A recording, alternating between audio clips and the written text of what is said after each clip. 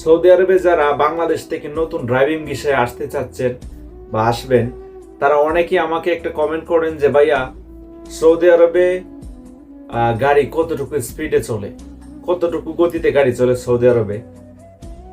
তো ভাইয়া, এই বিষয়ে আমি আপনাকে বলি, সৌদি আরবে গাড়ির প্রতিটা রুটের মধ্যে প্রতিটা গতিসীমা আছে। হাই রুটের মধ্যে গাড়ি একটা গতিতে চলে, লোকালয়ে যেগুলো আছে এগুলোর মধ্যে গাড়ি আরেক গতিতে চলে। মানে আপনার প্রতিটা রুটের মধ্যে রুট সাইন দেওয়া আছে, রুট সাইন ফলো করে আপনি গাড়ি চালাইতে হবে বা গাড়ি চালাবেন, ঠিক আছে।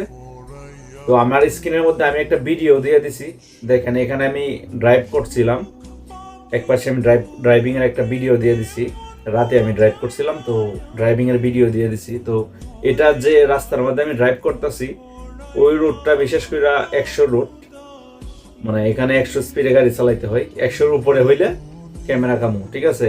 রুটের সাইডে ক্যামেরা বসানো আছে, আপনি গাড়ি কত গতিতে চালাইতেছেন না চালাইতেছেন সবকিছু মনে করেন যে ক্যামেরা। আপনার ট্রাফিক কিছু লাগবে না, পুলিশ টুলিশ কিছু লাগবে না। আপনি গাড়ি কতটুকু গতিতে চলতেছে, রাস্তার পাশে ক্যামেরা আছে, ক্যামেরা সবকিছু আপনার এভরিথিং ফলো করতেছে। আপনি গাড়ির ভিতরে কি করতেছেন, গাড়ি কতটুকু গতিতে রাস্তার মধ্যে চালাইতেছেন।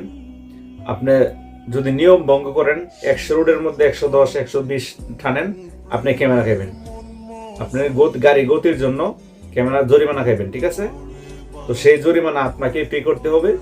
আপনার যদি কোম্পানিতে আসেন আপনার কোম্পানিও দিবে না, মালিকানা যদি আসেন আপনার মালিকও দেবে না, সেই জরিমানা আপনার নিজেকেই বহন করতে হবে।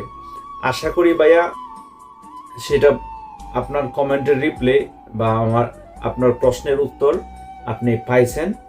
তো ভিডিওটা এই পর্যন্তই, ভালো লাগলে শেয়ার করে দিবেন। ধন্যবাদ ভাইয়া, আল্লাহ হাফেজ।